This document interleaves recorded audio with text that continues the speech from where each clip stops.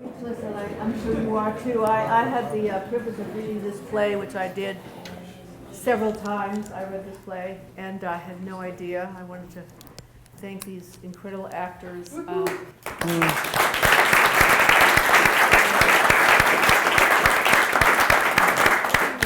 amazing characters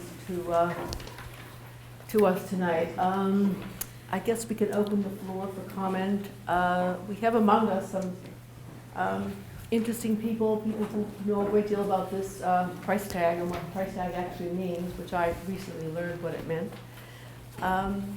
And so, actually, before we open it up, Naomi, I feel like as one of the moderators, I need to respond from a theatrical perspective, and I guess what I would like to ask the audience, we're all audience members really, is you have the playwright who is clearly making a parallel between the biblical story, which Brenna explained the Torah portion, and the contemporary, the modern day analogy.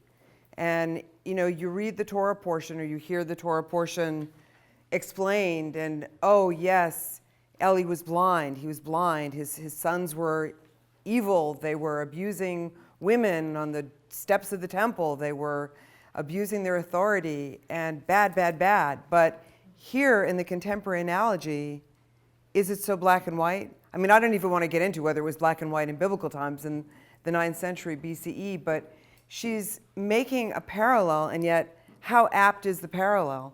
How acute is this moral dilemma? And how do you, as observers, respond to the characters, to father and son, to Liebman, to the soldier, to the crowd outside? What's going to happen to Ellie? What sense do you have of their history, their relationship? The continuing references to, I want to call my mom, I want to call my mother, I want to see what she says. I mean, the sense that he seems to have been an absent father. I guess there are just so many ideas that are coursing through this play. We'd be interested in your responses. So, because I have no answer for you. I wish I could stand here and say, well, this is what I think it means. I actually don't know, which is what makes it an interesting play. It makes it theater. And we actually have Noah, who is far more knowledgeable about the actual situation in Israel. But I think before we get to that, can we just talk about the play and what you took away from it? Anybody? And I'm sorry, I don't know your name, so please. Scott Burson. It seems to me that we have to accept that the killing of innocent people is a line that should not be crossed, cannot be crossed. And the subjective good faith or good intentions of the person doing it are really irrelevant.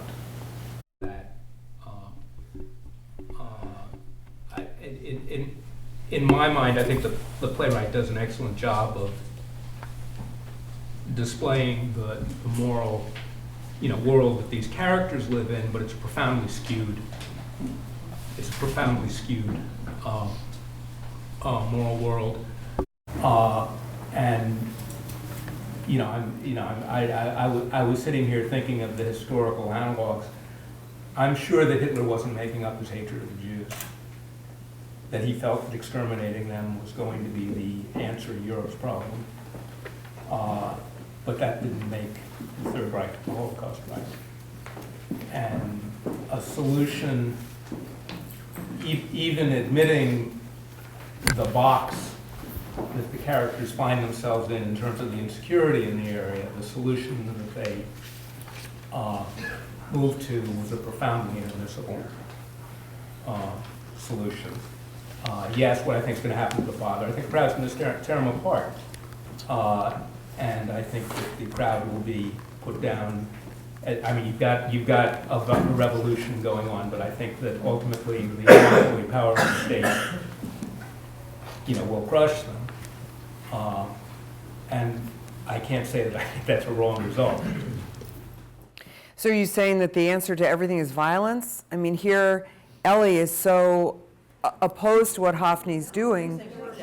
You're saying just the opposite. Yeah. I'm saying, The opposite. but I'm saying the moral because Ellie in a way is complicit with the worldview.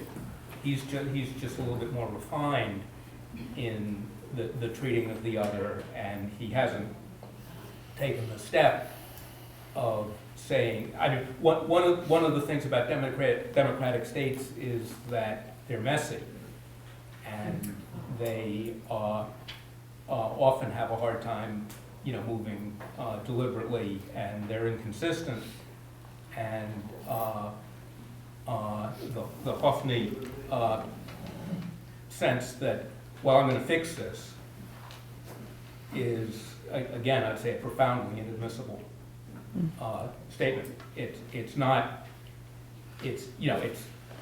I understand the moral universe that he's coming from. I can see how he would think that, but I don't think that the playwright is asking us to buy into that world. Yes. At one point in the play, a thought popped into my head, and I was so surprised that it did pop in. The father was saying to the son, "You were supposed to take care of your younger brother. You were supposed to take care of him," and he was impressing that on the son so strongly, and as if it wasn't an act that the younger son also got involved in independently and out of free thought. And the thought that popped into my head was that this is the line that the lawyer is using for the Boston Marathon bomber, that he was led by his older brother to do the bombing. And the younger brother did not do it of his own volition.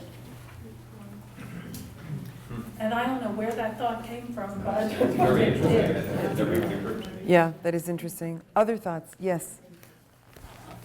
I was taken with the acting, very emotionally drawn to it, so I was almost feel that this, I can't speak.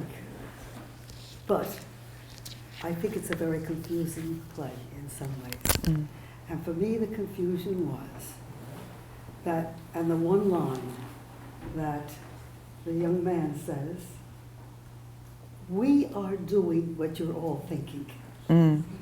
I think that's the substance. So everybody else would like to have done this, and you're afraid to do this, but we have the courage. To me, that was the substance of the play, or the play, the substance of the idea. The relationships between the son and the mother and so on is tangential, it seems to me, even though we'd like to deal with some of that. But that's a family situation. Parents and children differ. And the part when he comes at the beginning, he says, "You were just like this at the beginning. You were like me. And I followed really in what you were doing. And you have betrayed us. You betrayed me." So what was, can I guess what they were doing? What were they trying to do? They were trying to kill all the people in the mosque? Yeah. Yeah, exactly, it's exactly it. And so we're thinking about this. It's horrendous. It's a horrendous play. And I think by horrendous, I mean the ideas. We started out talking about France, but we're all turning into people who do these things. Yes. Coming on the heels of the Paris massacre, I mean, it's so unnerving that an ideology can lead to the death of innocence. When people think they're right and they believe and might makes right, it's so unnerving, this play, so unnerving. In the back. Yeah, thank you. So, first of all, I wanted to say that acting was amazing. You guys.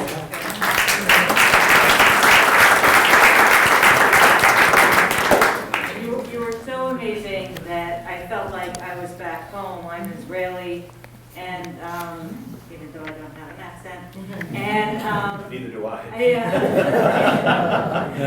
I'm a good company. And I've been in dialogues like this. What I have to say, however, is that this isn't a play. This is the way it is. It's 20 years to the assassination of Yitzhak Rabin. Right. Some of you may have heard Dan Efron's book on NPR, The Killing of a King. And you could go and read that book, and it's almost word for word what's happening here, what Yigal Amir said about why he assassinated the president. So, you know, there's something we get out of, you know, the projection into the life of a play in the theater, and I so appreciate how much it makes us think. But what it really makes me think of is this isn't a play. This is what's going on. You know, we haven't maybe reached this point, but the prime minister was assassinated because of the legitimization of feelings and instincts like this. And so, you know, to me, this play does what I think everyone wants a play to do, which is it just compels me to action. When you say compels you to action, can I ask, can you compels you to action of what kind? Yes. Exactly. Well, you know, the way I see it is I believe that, you know, people commit desperate acts when they feel hopeless. And that the way to keep people from committing desperate acts is to instill hope. And that's why, out of all the things in the world I could do after living in Israel for 30 years, I became a trauma therapist. Because the moment, I believe in the moment where you say, something could happen here to prevent this. And your character, Hophni, you know, is basically saying, listen, Dad, if you weren't such a schmuck and such a narcissist, you know, maybe I wouldn't have needed to do this to prove myself to you. And it seems tangential. It seems, you know, like a minimal thing. But it's not. You know, what we do in our individual relationships with each other, the respect we give each other, instilling hope in one another is how we prevent war. So that's my feeling, but I want to hear what other people have to say. I'd be interested in people's thoughts about the significance of, over on this side, sorry, but also the question I was going to ask, let me just throw the question out, but then let's take comments on this side. The significance of the title, price tag, and what the price tag is, or how you interpret that. Please, on this side. You asked about the connection with the biblical story. I think there's some astonishing parallels. In the biblical story, of course, the sons committed a grievous wrong on the steps of a house of worship. Well, the son committed a grievous wrong, another type of house of worship, including the death of some 100 people with children. As this happened, the son's sin infected even the lawyer who suggested perjury over the inert body of his brother. And the father ultimately killed the son, another grievous wrong in this. You start with the sin, it's going to multiply. And I think that's the shocking thing about both stories. The family line is gone in both stories. I think there's an astonishing number of parallels there, despite 2,900 years of difference. Susan. I think one of the things that I think it's on two different levels, this play. One is the problem in Israel and what's going on in Israel, and then it's a family problem, which has its own story. And what bothered me about that was that as you talk about morality, the father had that, was wired. Now, that bothered me terribly, because is that a moral, I mean, in terms of family, I can respond and think I know something. In terms of Israel, I don't live there, and all I know is extremism in any way, or radicalism, frightens me, whether they're Jews or not Jews. But it really bothered me that he was wired, that the moment he walked in, he had in his mind to betray his son. Over here. Over here too, sorry. Yes, I found something very disturbing, and I kept waiting for a line that I thought was going to come from the father, never did. Hophni had his minions outside, and he thought he was doing the right thing, but his act was going to make people that weren't part of those minions vulnerable. And everyone else in Israel, he thought he was doing the thing that would fix it forever. But it wasn't going to fix it forever, obviously, and he was making all of the other Israelis vulnerable now. And I thought that the father would make that point and say, no, no, no, you do this, all hell will break loose, more Israelis will be killed as a result of this, but you never did, you. You never said, he just got his mind. Get me rewrite. I think at one point I do say to him, you're going to destroy everything. I guess that. Maybe you did and I didn't hear that. Yeah. Okay. You did say Maybe you said I you should would have destroy spoken up. everything, but it's like, It's a pretty there key may line. be there may be 2,000 people on the other side of this wall right now, but there are millions of us.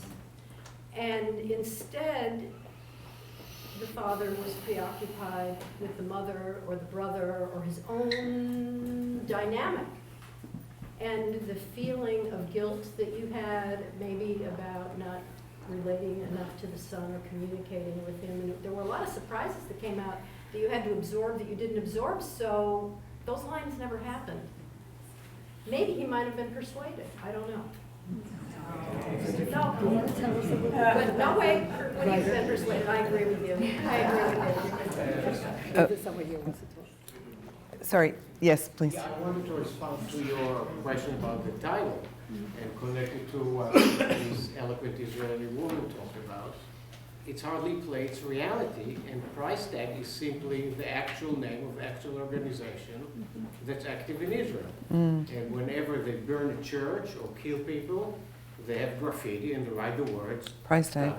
Price tag. Yeah. And so it's pretty simple. Of course, you can also look at it as a pun, but that's also the name of the organization meant to So be. it's real. Yeah, the organization is real.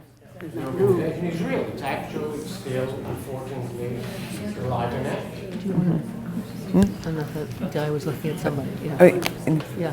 I was thinking during the play why the connection to the episodes in the opening chapter of the first book of Samuel, because if you weren't aware of that, the play would seem to make perfect sense. But the best connection I could come up with is that in the biblical story,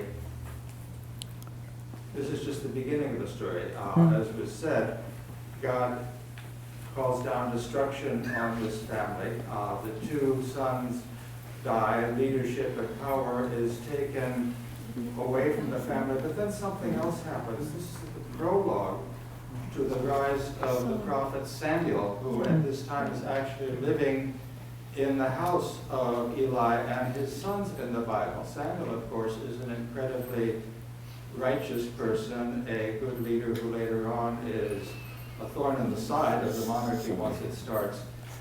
Is the play saying that maybe we should hope for someone of the stature of Samuel to follow all of this? Question? It could be. It could also be saying, I mean, you could look at it in a more dire way, that this is the beginning of the end. For me, I think it was really rich, the family aspect of it and how that was playing out and the price tag within family relationships. And I think it's really hard for us living here to appreciate the full impact of Israelis on the West Bank and their revolutionary attitudes. But I think how that was embedded in the richness of the conflict of family relationships and taking that to the larger scale is must interesting. In the back, please. I just wanted to respond to your question earlier about the characters' journeys and if it seemed black and white. For the son, the complexity seems to come, the moments that resonate, that make it interesting to me were when he mentions the girl, that he sees his guilt with his brother and trying to protect his dad. Other than that, it's a pretty straightforward journey. He starts in this pretty much in the same position that he ends in. The dad has more complexity. I would actually like, from a playwriting standpoint, the fact that we think that the father is trying to protect him. We find out that then, no, it's more complex. He's actually working, he's wearing a wire. And then it gets flipped around again when he realizes that there are more, there indeed are more people who may get killed unless he takes some kind of action, or so he thinks. So the father's journey seems more complex, and just my experience. I'd actually be interested in your interpretations of your characters. I mean, I realize you haven't been doing this for weeks. It's not a fully mounted production. But still, you know, you did a reading. You did a very convincing reading. And so you've thought about these characters. What's your sense of them, their relationship? We discussed when we first got into rehearsal and kept on being reminded, said that you know that you're wearing a wire, so you're trying to elicit stuff from him from the very outset, that is, you know. And so, and also you don't want to get too close to him because, you know, you don't want him to see it, or you don't want him to, you know what I mean? So we kind of like stay away from him and then move back, and then it's very strange to try to play the scene and then realize that all the time that your subtext is, I got to get the truth out of this kid, you know, for the sake of his country. He even says that. All I'm trying to do is save my people.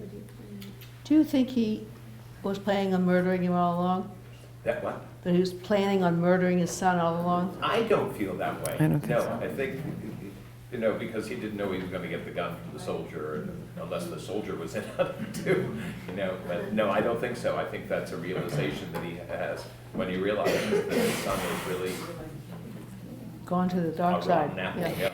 Well, yeah, I mean, I think that when the play opens, you're angry at him because he's killed 112 people. But I think as the dialogue progresses, you realize not just the extent of his involvement, but the depth of his commitment to really undermine everything that you think you've devoted your life to.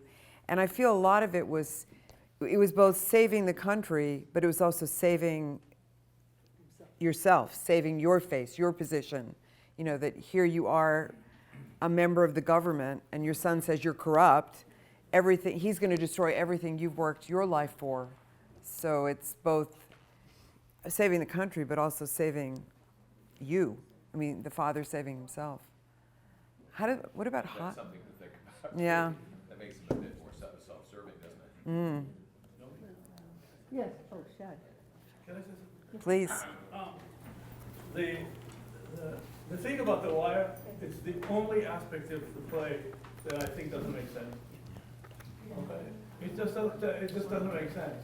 I mean, what would be the motivation of the father to wear a wire, coming into this wearing a wire? Who exactly? And the other thing is, if he were wearing a wire, okay, then by definition, who put the wire? Who persuaded him to put the wire? The establishment, okay? The IDF, the Shabak, whoever did that, okay? Now, if the IDF and the Shabak, the circumstances like that were portrayed at the end of the play, which is you've got these hundreds of people, or if not up to 2,000 people who are settlers, that can only happen, and it's happened on more than one occasion, if there was a complete strategic surprise. That can't happen if the guy's wearing a wire. Okay, if the guy's wearing a wire, the police knows about it, Shabak knows about it, the IDF knows about it. So there's a complete disconnect here between the wiring and the fact that you've got these guys outside, because if the police and the Shabak and the military knows that something like that can happen, that there's no way these guys can do what they did in terms of I'm talking to you as if you're responsible. Now, I think the other thing that I think is not really it needs to be clarified to an audience, which is and it goes back to the correct sentence. I mean, I think that you put your finger on the right key sentence when this guy says. I know what you're all thinking, and I'm basically doing what you're all thinking. Okay, but here's the story. So, who is the all? Okay, who is the you?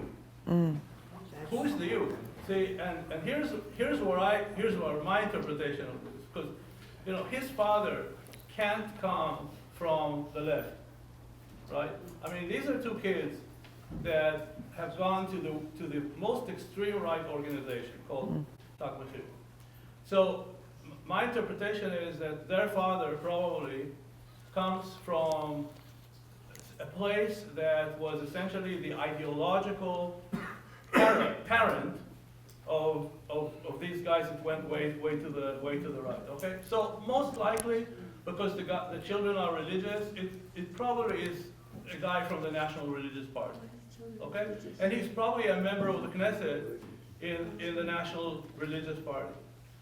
And basically what he says to the father is, I know, what we're doing is what you guys are thinking. You guys is not you guys Israel. You guys is that particular part of the Israeli body politic. I would just like to actually pin in. But hold on, let me just one and see. I will end with this because I think this is where the father's dilemma is. You see. Because, first of all, I know, my wife and I know the father, okay? We know, we have a friend who's exactly the father, okay? He just doesn't have those children, but he is the father. in the sense that he's a former member of the National Religious Party, former member of the Knesset from the National Religious Party. Now, I can see exactly this kind of a dilemma because some of these people who were in the National Religious Party, right after the '67 war, in the early 1970s, they unleashed this monster, okay, or allowed this monster to come out of the bottom. Because the National Religious Party was the ideological parent of something called Gush Emunim, and Tag Mahir is the most extreme, sort of distant grandchild of Gush Emunim, okay? Now, meanwhile, these people have moved to the center of the map, okay? But the son or the grandchildren, they took them seriously, and they basically think, that actually in their views they're still back where they were in the 1970s. So basically, he says to the father, "We know what you guys are, because he remembers, what these guys were originally were." And the father, in my view, the real father, would have a real dilemma, because his real dilemma, where the father would actually torment himself, is that the father would understand that he, the father and the father's generation were the ones who were responsible for unleashing this monster. And that would be the real dilemma of Well, and you also have Liebman's reference to his father who was in the Haganah. Right. Yeah, but I mean, I think that what is happening, you see, is that this generation of the parents and the grandparents, they at some point, I think probably around the time that President Sadat came to Israel and the whole peace process began and so on, understood that they unleashed a horrible thing, okay? And they gave birth to these young guys that are, they're totally ideological and totally committed. Let me just maybe end by a personal story that might interest you, this group. Do you want me to go for another minute? Sure. So There's a few hands in the back I wanted to make sure that we get to. I just do want to address this from the playwright's perspective. Adama did not write it as the parliament member. The parliament member is a right wing. He's not. The parliament member is actually supposed to be center left. I think there's a bigger implication once before everybody responds. Let me just, I know it's a room full of, we're all, I won't implicate. But there is something that is said by the playwright by making it somebody who's from the center left and not somebody who's the father of that ideology. In the same way, the analogy of where Eli comes from in the Bible. Eli is not of the same ideology as his sons in the Bible. Hophni and Pinchas in the Bible do acts that Eli could never imagine coming out of him. And since this is an analogy that she uses, the father cannot be the ideological father here. But in essence, it is under his eyes and under his leadership that this still occurs. This play was written in 2012. We had a government in power in Israel that was, let's say, center-right. More right. It was right. And now it's moved even more to the right. Just pure numbers. And that is where this play...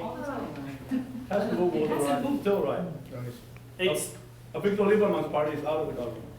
right, but the more religious right has strengthened in numbers, and that's exactly where this is. I do want to address the comments that were in the back. One of the things I wanted to kind of shed light on was the interesting question, going back to where we started, I guess, comparing with the Boston Marathon bombers, and whether or not his brother chose to do it of his own volition, or if this was something that his brother kind of coerced him to do, juxtaposed with the use of force in the play. And it starts, the most major use of force in the play is obviously this mosque that is blown up. This mob that attacks the prison. And I thought one of the really striking scenes was when the soldier says, "I can't believe my best friend gave them his weapon." And it makes you think, you get this sort of dystopic image of the country being taken hostage as these people take over the Knesset and the television station and the prison, and who is being targeted by that use of force, and who is willingly going along with it. I mean, the soldier that we see in the play stays inside and keeps his weapon. He doesn't know what he's going to do, but he's not quite willing to follow what his friend did. And what I inferred from the way you delivered that line was that he's in shock that his best friend actually gave over his weapon to these people. And I just thought that that shed a lot of really interesting questions about how Israelis relate to, their democratic government in many ways being taken hostage by people who are pulling it ever more to the right. Not always by force, sometimes just by votes. And I thought that was a really interesting element. Or to people succumbing to violence and extremism, which is frightening. Yes, Connie. You asked about the title. I think that for someone who's maybe not familiar with what goes on in Israel, price tag is in response to an activity. So we know about the mosque, but we don't really know what their specific response is to. Do you know what I mean? I think so. All these settlers Yeah. respond, they call it the price tag for this and this and this. That wasn't clear to me what this was. Can I just ask, Phil, is the kippah being worn as Hophni or as Phil Taylor? As Hophni. I was wondering about that too, Marty. I'm glad you So asked. he's a young religious settler. That's what I wanted to make. Yeah. I think we have time for one more question or comment. Going? Over here. I know you let me talk, but I just have to say in summary, and I'll be short, that first of all, the issue of the wire is one of the, if you read Dan Efron's book, you'll see that actually the Shabbat had a lot of intelligence on plans to kill the prime minister, and that it was the lack of communication between the different branches that kept the specific information about Yigal Amir.